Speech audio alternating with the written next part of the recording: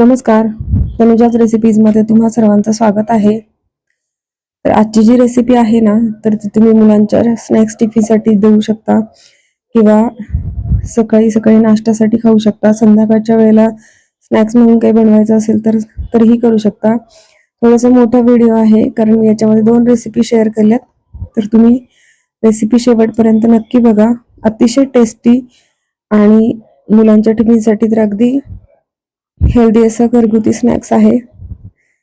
तर सर्वात आधी तर मी पोहे स्वच्छ धुवून घेतलेत आणि थोडंसं पाणी त्याच्यामध्ये जास्त ठेवलं होतं कारण मला ते सॉफ्ट करून घ्यायचे होते आणि आपल्याला त्याचे छान असे वडे बनवायचे आहेत. तर त्याच्यासाठी मग मिरच्या घेतल्यात 2 ते 3 आणि त्याही मी कात्रीने अगदी बारीक कट करून घेणार आहे.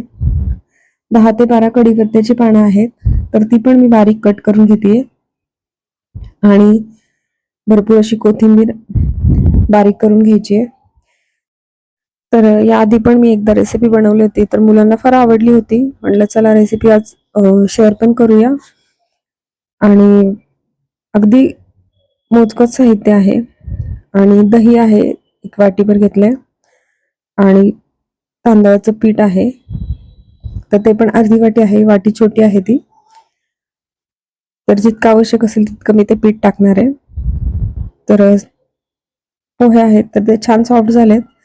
त्याच्यामध्ये हे बारीक चिरलेले कोथिंबीर, कढीपत्ता आणि हिरवी मिरची आहे तर ती ऍड केली. त्यानंतर त्यामध्ये दही आहे ते ऍड केले. चवीपुरतं मीठ ऍड करायचंय आणि त्याच्यानंतर जे तांदळाचं पीठ आहे त्याने छान असे क्रिस्पी पण होतात. तर थोडं थोडं करून मी तांदळाचं पीठ ऍड करणार आहे आणि हाताने छान असं त्याचा गोळा मळून घ्यायचा आहे.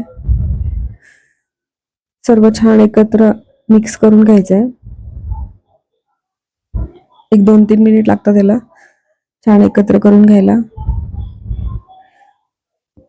आणि यावर झाकण ठेवून हे छान भिजत ठेवणार आहे मी. तोपर्यंत मला चटणी बनवून घ्यायची आहे. तर अतिशय टेस्टी चटणी आहे ही. मी बऱ्याच वेळा ट्राय केली.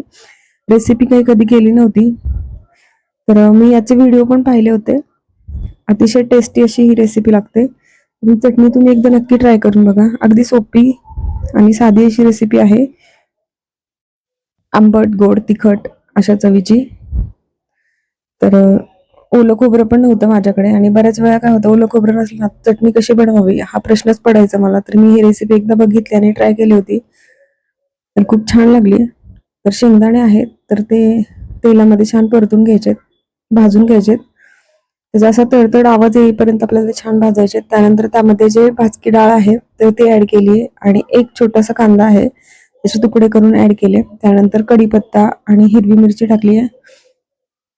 त्यानंतर कोथिंबीर, आलं, लसूण तर हे सर्व ऍड केलं आणि हे छान असं परतून घ्यायचंय. आणि सगळ्यात शेवटी डेसिकेटेड कोकोनट होतं माझ्याकडे तर ते साधारणतः 1 चमचाभर किंवा 2 चमचे इतकं ऍड करायचंय आणि ते पण यामध्ये छान असं परतून घ्यायचंय. आणि खूप जास्त वेळ आपल्याला खोबरं टाकल्यानंतर परतायची गरज नाहीये. आणि अगदी थोडीशी चिंच ऍड केली होती मी आणि त्यानंतर हे मिक्सरच्या भांड्यामध्ये सगळं काढून घेतलंय आणि त्याच्यानंतर त्यामध्ये चवीपुरतं मीठ आणि अगदी थोडीशी साखर टाकून घेतली मी कारण चिंच टाकल्यामुळे मी थोडीशी साखर पण याच्यामध्ये टाकली होती. आणि हे सर्व जे मिश्रण आहे तर ते छान आता आपल्याला वाटून घ्यायचंय. तर आधी मी असंच कोरडं वाटून घेणार आहे पाणी न टाकता आणि त्यानंतर मी पाणी ऍड करून परत मिक्सरला छान असं बारीक त्याची पेस्ट करून घेणार आहे.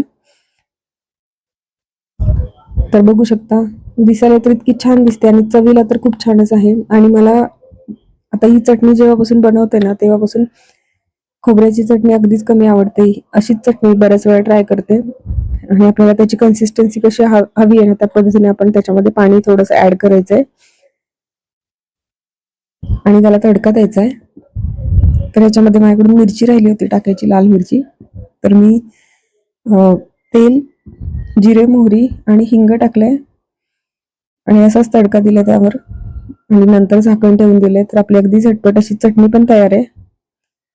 आता पोहे जे आहेत तर ते छान त्याचा मळलेला जे गोळा आहे तर तो छान भिजलाय पण.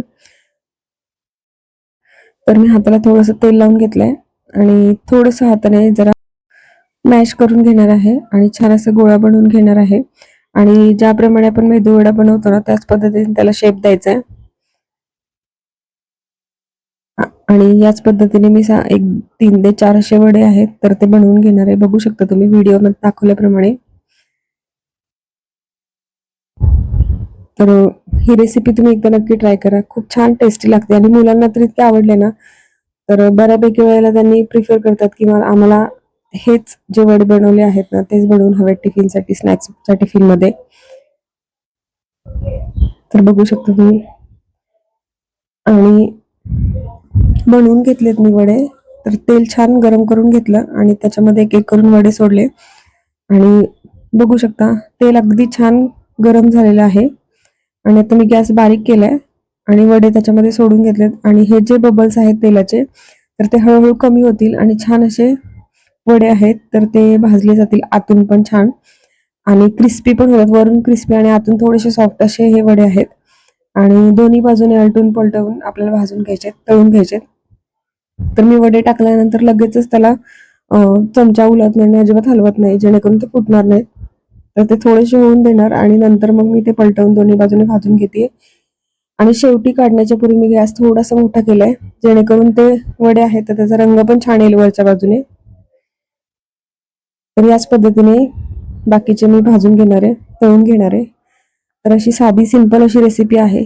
जर रेसिपी तुम्हाला आवडली असेल तर रेसिपीला नक्की लाईक करा, कमेंट करा, शेअर करा आणि तनुजाच रेसिपीला सबस्क्राईब केलं नसेल तर नक्की सबस्क्राईब करा आणि बेल आयकॉनवर क्लिक करा जेणेकरून येणारे जे नवीन नवीन व्हिडिओज आहेत तर त्याचं नोटिफिकेशन तुम्हाला सर्वात आधी मिळतील. तर बघू शकता इतके छान दिसतायत आणि शेवटी एक छोटंसं व्हिडिओ घेतलं मुलांचं त्याच्यामध्ये त्यांनी त्याचं छान असं कॉम्प्लिमेंट पण दिली आहे. रेसिपी नक्की करा. धन्यवाद.